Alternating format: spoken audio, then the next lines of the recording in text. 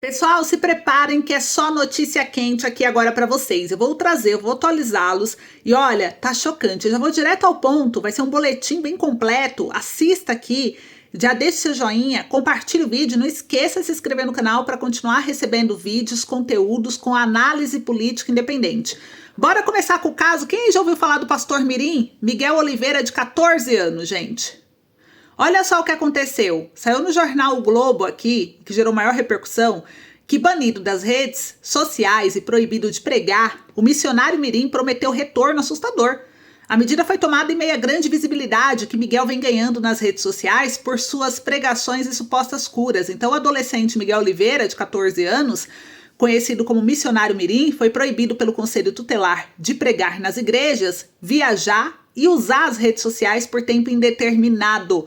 Na tarde dessa quarta-feira, dia 30 de abril, no entanto, o jovem fez uma publicação em seu perfil no Instagram afirmando que seu retorno será assustador. A informação de afastamento da rotina de pregações foi confirmada pelo Globo junto ao pastor da Igreja Assembleia de Deus, Avivamento Profético, a qual o jovem frequenta. Com a nova rotina, ele retornará às aulas presenciais, uma vez que ele estava estudando de forma online. E, de acordo com o pastor Márcio Silva, a medida será respeitada pela igreja para preservar a imagem do adolescente. Então, houve uma decisão radical do Conselho Tutelar que proibiu Miguel de viajar, de pregar, de usar suas redes sociais. Estamos tristes, mas optamos por afastá-los para evitar mais exposição. Ele aceitou de boa decisão. Isso é o que informou o pastor. E a proibição de seguir com o pastoreado foi tomado em meio à grande visibilidade que Miguel vem ganhando nas redes sociais, né, por suas pregações e supostas curas. Com mais de 1 milhão de seguidores no Instagram e vídeos que viralizam, ele divide opiniões entre fiéis. Então, ele é natural de Carapicuíba, ele é membro da Igreja Assembleia de Deus Avivamento Profético. Miguel afirma ter iniciado sua vida religiosa aos 3 anos de idade, após ser, segundo ele, milagrosamente curado de surdez e mudez. Desde então, passou a pregar em eventos evangélicos por todo o Brasil, ganhando notoriedade pela postura semelhante à de pastores adultos, mesmo com pouca idade. Então vamos falar um pouquinho desse caso. Porque assim, é minha opinião, tá? E eu quero saber se vocês concordam ou não com a opinião de vocês, gente. Isso pra mim parece uma interferência excessiva do Estado na liberdade religiosa e na autonomia familiar. Muitos acreditam aqui que a fé e a expressão religiosa são direitos fundamentais que devem ser protegidos. Proibir o menino de pregar, gente. Ah, ele tá sofrendo ameaça. Ah, ele tá não sei o quê. Gente, desculpa. Mas se o governo estivesse tão preocupado com isso, as coisas seriam muito diferentes no país. Especialmente quando se trata de jovens, né? Que demonstram vocação espiritual desde cedo, que a gente vê que tá bem difícil nos tempos de hoje. No entanto, vamos considerar aqui algumas situações, né? A gente vê o Estado se metendo onde não deveria de novo, porque aqui a gente vê que o governo fala a preocupação é com o bem-estar da criança, né? Alega que ele tem que estudar, como se fosse impossível conciliar a fé com a educação. A verdade é que essa justificativa não se sustenta, na minha opinião, tá? Porque se o governo realmente se importasse com a educação, ela seria uma prioridade orçamentária, ela seria estratégica. O que vemos é exatamente o contrário. Escolas sucateadas, faltando verba, professores desvalorizados e uma série curricular que, em boa parte, gente, essa grade curricular não prepara ninguém para a vida, desculpa. O ensino está ultrapassado, na minha opinião. Sabe por quê? Porque onde está o ensino sobre saúde mental numa geração tomada pela ansiedade, doente? Onde está a educação alimentar, a aula ali com educação alimentar, nutrição? Quando o número de jovens obesos e diabéticos só cresce? Cadê a aula de educação financeira, já que o Brasil é um dos países onde tem mais endividados no mundo? Para que os jovens saibam lidar com dinheiro e não entrem em dívidas desde cedo. Cadê a orientação sobre como acessar os seus direitos, consultar benefícios, entender o papel do Congresso Nacional e cobrar quem governa? Consultar o portal da transparência? Esses conteúdos, que na minha opinião dariam poder real ao cidadão, são completamente ignorados. E isso não é por acaso, né? Um povo consciente, crítico e bem informado, gente, é um povo difícil de manipular. Por isso o Estado mantém o mínimo. Uma educação que forma repetidores, não compensadores. E a desculpa de que, tem que estudar, para mim, cai por terra. quando a gente percebe que seria perfeitamente possível adaptar o sistema para modelos como ensino remoto, incluir matérias que podem preparar os jovens hoje, né? E que a gente vê que está atrapalhando o desenvolvimento da população, como eu falei, a questão de alimentação, de doenças, coisas que dariam para ser evitado se tivesse uma educação recente, lá no início das nossas vidas. Mas isso exige o quê? Vontade política. E essa falta de vontade mostra que o objetivo não é formar cidadãos com inteligência, né? Mas sim controlar a narrativa, gente. O pé de meia... Ah, mas o governo criou o pé de meia. O governo tá ajudando os pobres. Gente, o pé de meia, pra mim, é um programa que o governo usa como vitrine e que acabou nem dando certo. Tanto que eu vou mostrar aqui pra vocês um ministro, um secretário da Tebet que pediu demissão já hoje. Porque, assim, a gente vê o pé de meia com claro interesse eleitoral. O governo falou que a comunicação dele vai ser agora para jovens e classe média. Por isso que ele apresentou lá o imposto de renda com isenção para quem ganha até 5 mil, estendendo para quem ganha até 8 mil, né, desconto. Aumentou lá o Minha Casa Minha Vida para quem ganha até 12 mil e pode comprar casa de $500 mil. Por isso que ele tá colocando uma série de coisas aí para atrair quem? Classe média e jovens. Ao invés de ganhar apoio, porém, o governo só amplia a sua exclusão. Por quê? Porque ele tenta agradar com discursos e ações incoerentes. E esse público, gente, eles não são bobinhos, não.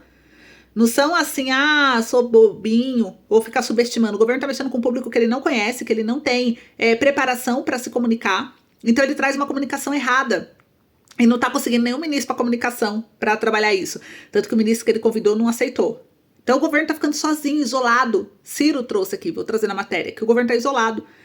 Então ele tá errando pra caramba em como se comunicar com esse público. Ele traz esse público como se fosse o público que ele já tá acostumado, ali do Nordeste, né? O público do Bolsa Família, que ele já tem uma comunicação mais eficiente, porque ele sabe conversar com esse público, ele entende melhor as dores desse público. Mas esse público novo que ele tá tentando captar, ele tá tentando falar de uma forma com o público sem conhecer o público. E é aí que ele erra, porque o público confronta ações com discurso e vê que é totalmente coerente, né? As pessoas veem na prática o abandono das prioridades reais do governo. Então, a liberdade de fé, escolha, de expressão, para mim, tudo isso está sob ataque dentro dessa gestão. Porque quando o Estado escolhe quem pode ou não falar, quem pode ou não ensinar, quem pode ou não pregar, já não estamos mais vivendo uma democracia, né, gente? Desculpa, estamos a assistir o avanço do controle ideológico, onde o cuidado é apenas uma máscara do autoritarismo. Aí, a gente vê o quê? A ala da esquerda tentando blindar o que resta ainda do Lula. A Gleice Hoffmann, que é a presidente do PT, ela postou aqui no Instagram, né? Mais uma vez ela vindo assumir o papel de defensora incondicional de Lula, minimizando os recentes eventos esvaziados agora do dia 1º de maio, do Dia do Trabalhador. E nas declarações ela atribuiu a baixa participação do público a fatores externos, evitando possíveis falhas na mobilização e no engajamento popular. Gente, essa postura de passar pano evidencia uma tentativa desesperada de proteger a imagem de Lula a qualquer custo, mesmo diante de sinais claros de desgaste político. A insistência em narrativas que desconsidera a realidade dos fatos sugere uma desconexão com a base popular e uma dificuldade em lidar com críticos legítimos. Então, além disso, a escolha da Gleice para a união política, né, apesar de seu perfil polarizador, indica uma estratégia de confronto em vez de conciliação.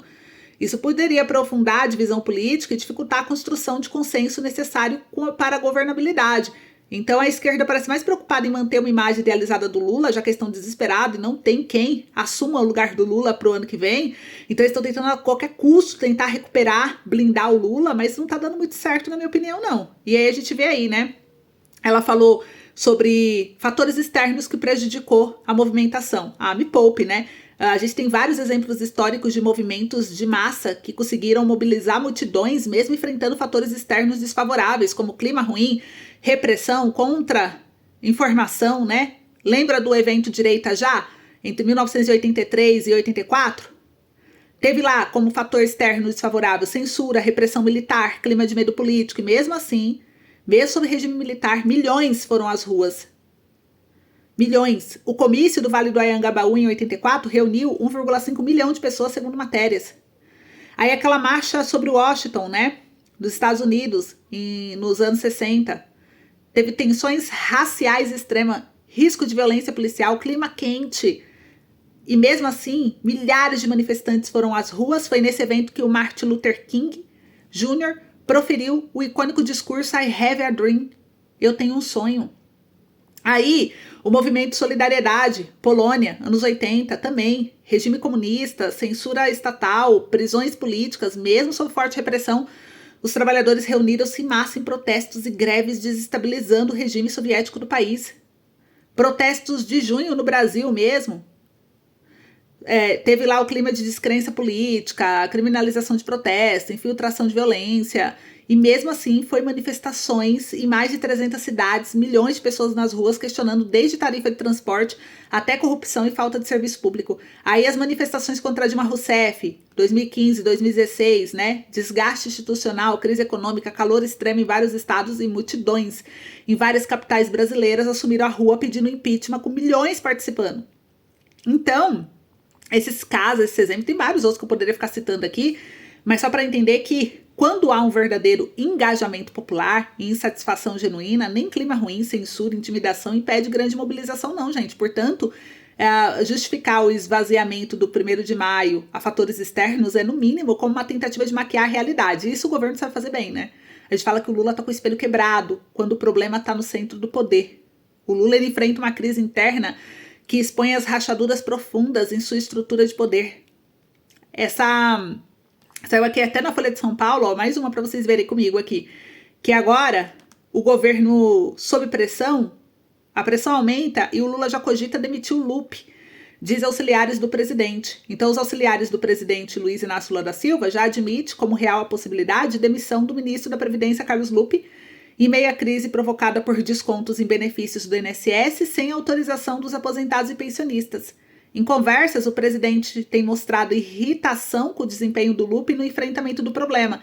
E no Palácio do Planalto, a avaliação é que após uma semana de deflagração da crise do INSS, o ministro não conseguiu oferecer soluções para a contenção dos problemas, que abalaram a reputação do governo em um momento de recuperação de popularidade do presidente. Então, na terça-feira, agora em audiência na Câmara, o Lupe, ele defendeu que o INSS nem deveria intermediar relações entre associações para aposentados e beneficiários do INSS. Ele fala que é mais cômodo para associações o desconto em folha do que ter que ir atrás do aposentado todo mês. E para o ministro, nem o credenciamento das entidades associativas deveria ficar com o INSS. Ele disse que não sabe bem como encaminhar isso, é uma opinião pessoal e ele vai discutir internamente. Então o Lula falou publicamente sobre o escândalo agora pela primeira vez no evento do dia 1º de maio. Ele falou que na última semana o governo, por meio da Controladoria Geral e da Polícia Federal, desmontou um esquema criminoso de cobrança indevida contra aposentado e pensionista que vinha operando desde 2019. E aí determinou a Advocacia Geral da União que as associações que praticaram cobrança ilegal sejam processadas e obrigadas a ressarcir as pessoas que foram lesadas. Olha ele terceirizando o problema, culpando aí quem? A gestão anterior, sendo que ele sabe muito bem que essa crise do INSS cresceu dentro do governo dele de 2013, conforme o jornal Metrópolis, que foi um dos primeiros jornais a denunciar, né? Então a gente mostra aí um desafio, um problema dentro da gestão do governo, porque desde o início do mandato, o Lula, ele removeu diversos aliados próximos. Ele tá assim, as pessoas falam, é que ele tá em má companhia. Todo mundo? Pô, ele tá em má companhia, será que não é ele? Porque assim, foi o Silvio Almeida, ministro das Relações e Direitos Humanos. Ele foi demitido por quê? Por acusação de assédio sexual, incluindo as denúncias da colega do próprio governo, que é a ministra da Igualdade Racial, a Aniele Franco, né? Apesar da gravidade das acusações, a resposta do governo foi tardia, indicou uma tentativa inicial de abafar o caso. O padrão se repetiu. Diante de escândalos ou pressões, a solução é sacrificar sempre as peças do tabuleiro, né? Preservando a imagem do presidente. Então essa estratégia, no entanto, ignora a responsabilidade dele como líder máximo na escolha e manutenção de sua equipe, né? Tá escolhendo só dedinho podre esse, só escolhe gente assim. Aí o André Janones lá, deputado aliadíssimo dele, envolvido no caso da rachadinha, devolvendo dinheiro para a Câmara, assinou um acordo para devolver dinheiro para não ser preso, para não ser condenado, para não ser investigado criminalmente, processado criminalmente, perdão. Assumiu a rachadinha para não ser processado. E tá tudo bem, tá lá, ganhando de salário, tudo bonitinho. Aí a gente vê agora, a gente até fez uma analogia falando que, sabe aquela criança protegida pela mãe? Parece o caso do Lula. O Lula parece que ele é o filho que, mesmo diante de comportamento inadequado, é constantemente defendido. enquanto os amigos são os culpados por sua má conduta. E no caso do governo, amigos são ministros e aliados, igual a gente vê. Não, então manda embora. Aí mandou o Alessandro Stefanuto, agora vai mandar o Carlos Lupe. Quem é o próximo? Aí vem o caso do André Janones, né? Quem é o próximo? Aí aqui a gente vê, né, os problemas, gente, como eles são. Agora, olha só, mais um BO, para vocês verem e acompanhar meu raciocínio aqui. Mais um BO. O secretário da Simone Tebet, ministra do Planejamento e Orçamento, pediu demissão. O economista Sérgio Firpo, ele é secretário de Monitoramento e Avaliação de Políticas Públicas do Ministério do Planejamento e Orçamento, vai deixar o cargo. A pasta da ministra Simone Tebet confirmou oficialmente a saída do Firpo em nota à imprensa divulgada nesta terça-feira, dia 30. Auxiliares do secretário afirmam à Folha que ele pediu para sair do governo porque está cansado. O Firpo é o quarto dos 5 secretários nacionais a deixar a equipe da Tebet, gente. Já 5. Ele é o quarto dos 5. Então só sobrou um, que é o secretário executivo Gustavo Guimarães. E aí, segundo relatos ouvidos pela reportagem aqui da Folha de São Paulo, o Firpo, um dos nomes mais conceituados pela equipe de Tebet, teria percebido que não tem como vencer a batalha dentro do governo para fazer andar a revisão das políticas públicas que visa o aumento das eficiências dos gastos públicos.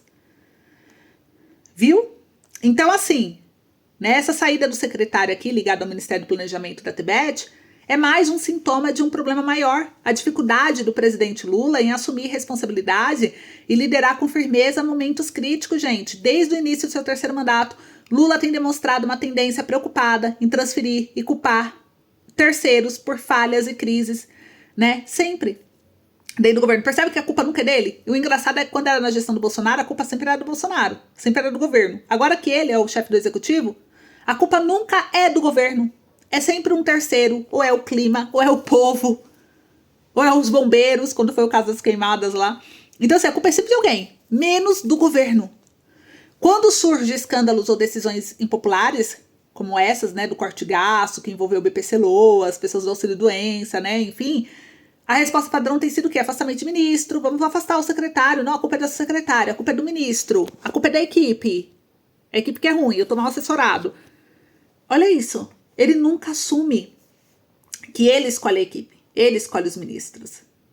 E aí, gente, a gente percebe aqui, né, igual o caso da saída do Alessandro Stefanuto, presidente do INSS, agora vai demitir o ministro, Carlos Lupe, né? Isso reforça a estratégia de proteção da própria imagem às custas dos demais. E essa postura lembra, como eu falei aqui, o caso da criança, que ao cometer um erro aponta o dedo para os colegas, esperando escapar das consequências. No entanto, um líder de verdade precisa ter coragem de enfrentar os desafios de frente, regularizando suas falhas, trabalhando para corrigi-las, que não é o caso, óbvio, né? Mas é o que a gente sempre tem esperança, mas assim.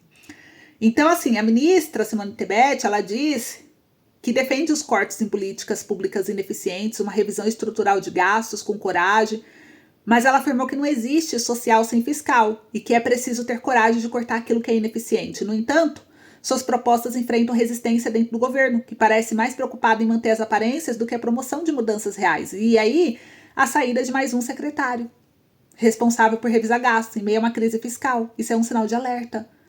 Mostra que sem apoio político e liderança firme, até mesmo os esforços mais bem intencionados podem ser frustrados. E é hora, né, de agir. Então, a gente viu aí veio o Ciro Nogueira e trouxe aqui. Tá no jornal CNN Brasil. Ciro Nogueira, a CNN, não vamos apoiar a reeleição de Lula em 2026. Então, o presidente nacional do PP, ele diz que a Federação do União Brasil vai discutir o desembarque do governo. O presidente nacional do Partido Progressista, que é o senador Ciro Nogueira, afirmou em entrevista à CNN que o partido não pretende apoiar a reeleição do Lula à presidência. A declaração marcou uma posição clara do PP em relação ao atual governo federal. E tem mais, né? Saiu aqui no jornal, ainda mais Goiás, que Lula é ultrapassado e completamente isolado, diz o Ciro Nogueira ao defender a saída do PP da base do governo. Para o senador, Lula perdeu conexão com a sociedade brasileira. Olha isso. Ele diz que acaba de fechar junto com a União Brasil, a maior federação partidária do país. O petista perdeu conexão com a sociedade brasileira e já não representa os anseios da população. É um governo ultrapassado, o Lula não está em sintonia com o seu tempo. É um homem isolado que não foi capaz de dialogar com a sociedade, disse o Ciro Nogueira. E como símbolo dessa desconexão, o parlamentar citou até mesmo a falta de um celular pessoal por parte do presidente. Uma pessoa que não tem um celular Só vê o que lhe mostram, completou o Ciro. Então, gente, é o que está acontecendo. Essa declaração do Ciro de que não apoiará a reeleição do Lula, sinalizando uma estratégia, né, no cenário político brasileiro. O Nogueira, que já ocupou a Casa Civil no governo Bolsonaro, afirma que Lula está ultrapassado e completamente sozinho.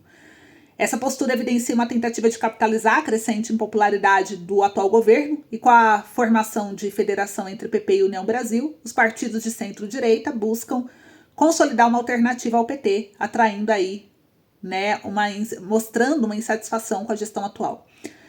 A crítica do Nogueira ao Lula também reflete a percepção de que o presidente perdeu conexão com a sociedade brasileira, bem como ele disse, ao mencionar que Lula não possui nem celular pessoal. Então ele sugere que o presidente está desconectado da realidade, das demandas contemporâneas.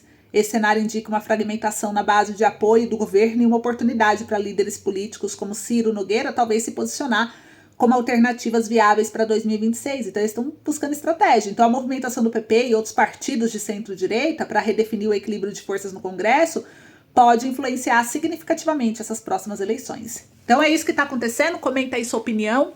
Um beijo, até logo.